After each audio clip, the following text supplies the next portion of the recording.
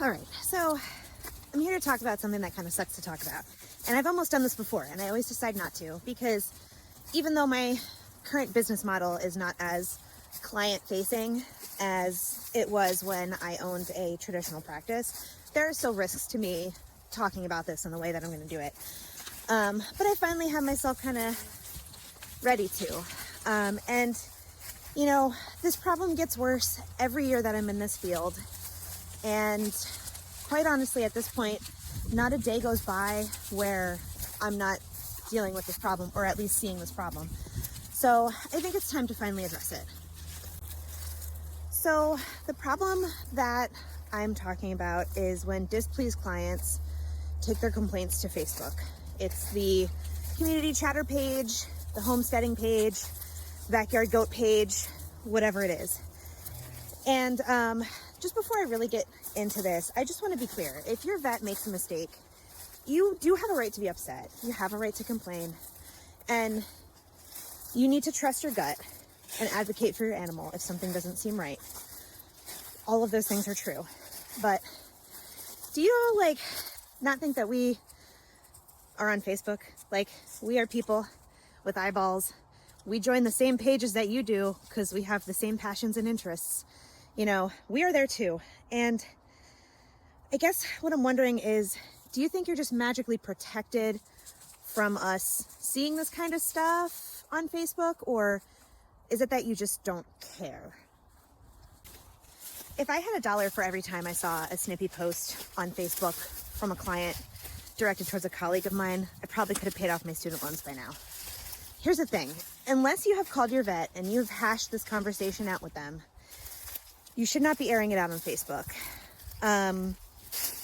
Just like they're your medical team, you're part of the team as well. So we rely on you to give us the chance to rectify a situation, to tell if something's wrong, to tell us if you're not happy, because our career advancing and us getting better relies on you. We rely on your input and your guidance just as much as you rely on our medical license and our prescribing ability.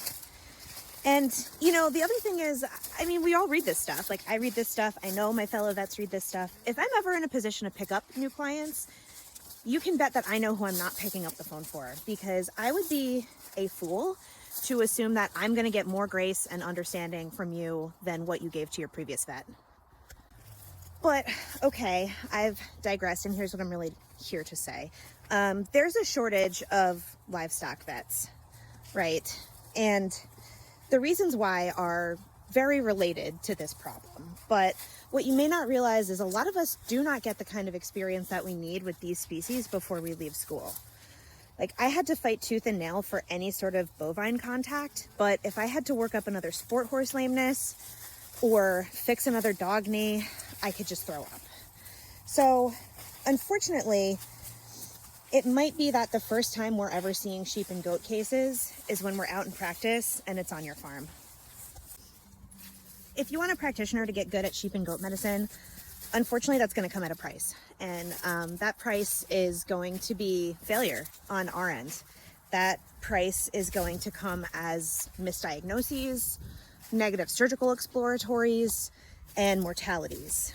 Because, I mean, you're talking about an area of veterinary medicine that doesn't get the level of research money as the other areas do. So unfortunately, practice is how we know most things, or taking advantage of a mortality and doing a post-mortem exam is how we learn what happens there. So I know it's a hard pill to swallow, but this is the real truth. And it's something that not many of us are really willing to say.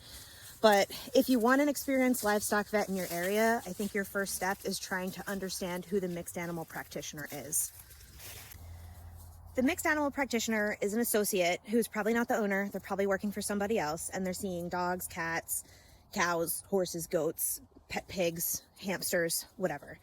And it's someone who is working for a practice that probably can't even really afford for them to go out and do farm calls.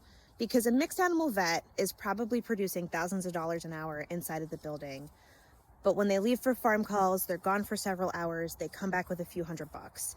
And that few $100 is not paying the technical staff, the assistants, the support staff. It's not paying for that truck vehicle payment or the gas. So if a practice owner is allowing an associate to go out on farm calls and see farm calls, they're doing so out of a sense of community service. And that gets harder and harder to do every year because professional liability and continuing education and career development, all of those things are aimed towards or more specific to small animal practice. So all the protective things in place for us career-wise, like education after we graduate or insurance for our license, all of these things are way more supportive of taking small animal cases.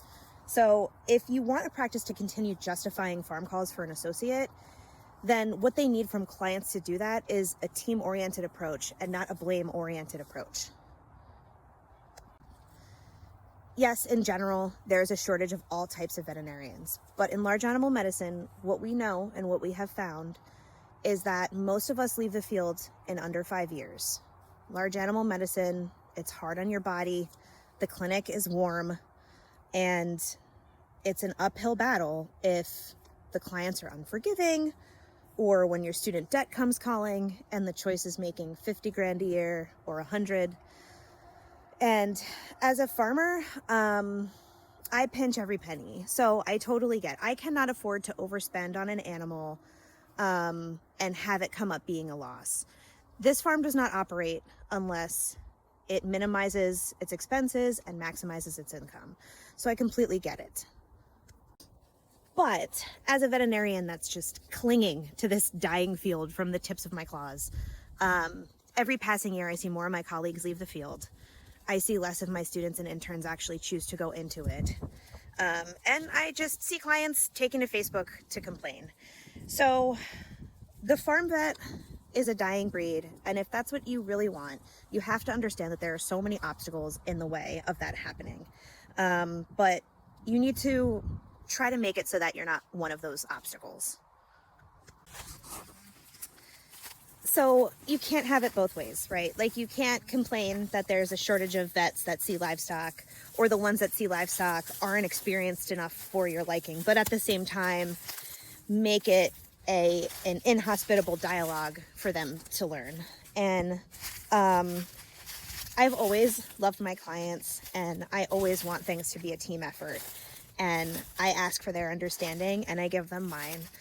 And I'm not trying to be mean today. I'm not trying to get on a pedestal, but because I love what I do and I want to see it keep going, and I know that it's just a deteriorating field, I have to say what I'm saying today.